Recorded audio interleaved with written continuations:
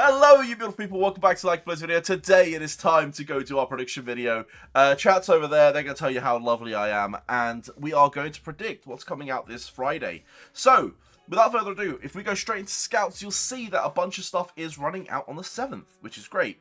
Because that means I think content's finally back on track. Now, this Chiggity, if I'm not wrong, the main Chiggity spanner spans up to the 14th, which means that's when the next character's coming out, but a bunch of the banners are finishing before, so on the 7th. Right, here is the prediction. So, I believe the next card will be this SSR. We are going to get this SSR. If you watch my previous videos, you will know without a doubt that this SSR is the one that I've been sort of hyping up. It's a solid kick SSR. It's not going to be in the game, well, it's not going to be meta for a long time, but it's one that if you want to pick up and get some immediate power, especially with the tournament ongoing, like the tournament is starting soon, you might want to pick this up and utilize it in the first half of the tournament. And, I mean, to be fair, it might be an important card during this tournament. And that's it. Outside of this tournament, it's going to be not so great because we'll have lots of other cards coming in. But anyway, so the way this card is it's going to be giving you some kick bonus. It's going to be giving you some more like extra bonus. You got constant kick on it, which is 15%, which I think is pretty high. It's got some really good tiles, as you can see.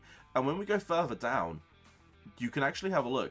It's going to come up to 30% constant if you have both the Sagi and this card at max. And if you have the Rin, it's going to come with a 30% constant kick. So actually, with the card, it's a 45% if you have all of that, which I think is really, really solid. So I think this card is a bit of a game changer. It's going to make kick not very strong, but it's going to make you train a really good kick unit. I'm talking, you train that Chiggity, right? The new one, with Rin as a friend support. Because, or not even as a friend support, just if you have a level 100 Rin and you put this at level 100 in, you've got 45% kick bonus, constant, and the one from Chiggity as well, so it's like 55%. Plus the fact that you're going to get Fist even a shot from Rin himself anyway, because he's a friend support at that point. That Chiggity's going to cook. And then, I mean, everything else you can see. With the Chiggity, you get the kick acquisition, acquisition. And then later on with Borrow and stuff, we're going to get even more stuff, but we're not going to go into that because we don't have them.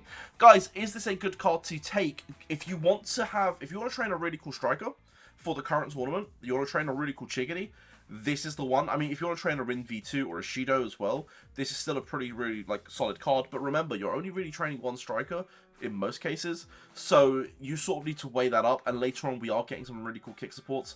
So if you want to sort of take a hit and you don't want to be too competitive in this tournament, you could skip this. But the difference is going to be that extra 30 or 45% constant is going to make a serious number difference. We're talking 10 mil is going to be very accessible for kick, and I think it's going to probably pop Intel to a new height as well. I know we've got some really cool Intel cards, and I know this doesn't come with the greatest Intel cards, but but that extra 30% is going to help massively. The fact that we're using Nico for just that 10% tells you how much that this 30% is going to help. So it could be a really, really cool card, but it's only a short-term base card. It's only probably going to be really good for this tournament. Right, do what you want with that information. Now, I am going to quickly touch on one more thing, because it is White Day. White Day is coming on the 14th, which lines up absolutely perfectly for content. Now, White Day is always on the 14th, because it's literally a month after Valentine's Day, which checks out perfectly. But what I'm trying to say, it checks out perfectly because it's a Friday, which is actually content day. So normally we get all our content on Friday, and guess who we're going to get on Friday? We are going to get White Day Rayo. If anyone wants to see the actual image, that's what he looks like. This is a special Rayo. It's a limited unit, and he should be dropping on White Day. I can already see people right. Okay, god damn it, am I gonna have to admit this? I put a typo in, and people are cooking me on it. I wrote Wee Day, or Wee Day.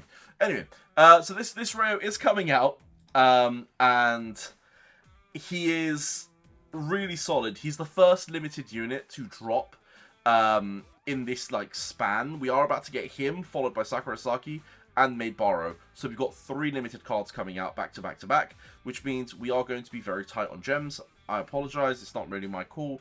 This is just the way Rudol likes to do things. But we do have 3 limited units. He is the first of them, and he is fantastic. He is one of the better defenders in the game. I mean, the only defender that's better than him, and is sort of like pivotal in a lot of like his Tri-Fusion builds, is Sakurasagi, who is coming straight after him. So he's probably one that you want to pick up I don't want to say slowly. You probably do miss him. I think 90% of the player base is going to miss him. And I think only like 1 to 2% are probably going to really gung-ho for him.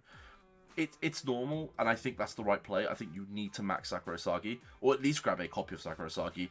If you're going to miss him, you're going to miss him. It is what it is. But if you're lucky enough that you can get him to max and Isagi to max, then that is just the best of both worlds, right?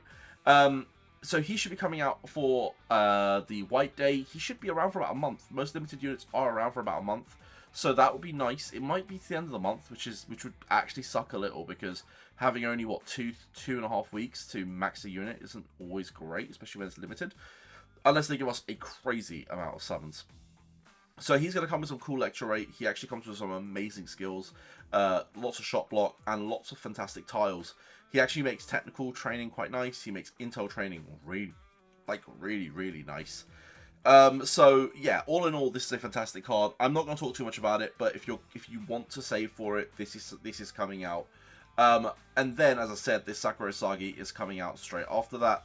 The best part of that is once this Sakurasagi drops, we can look at the buffs for Nagi and Reo, and that's gonna, like, these buffs are gonna look fantastic. The game state when all 4 of these like get done, so these 2 get released and these 2 get buffed, is going to be very interesting, because all of a sudden we have a really cool kick character, we have a really cool speed character, we have 2 intel characters that are absolutely elite. It's a very different game state at that point. And then if we look at it from a support card perspective, around that time, we are actually going to have these 2, which are one of the best speed support cards of the game, one of the best technical support cards of the game, a fantastic limited card, probably one of the best limited cards in the game. And then as we scroll up, again, one of the best intel cards in the game as well. And then we've got the buffs here. The game state and the numbers we're looking at when all of this drops is going to be mental. And I think we probably have to go back to one of my old videos when Nagi and Reo dropped. I think it'd be really interesting to go back to one of those videos, actually. So we're talking like April last year, if I'm not wrong.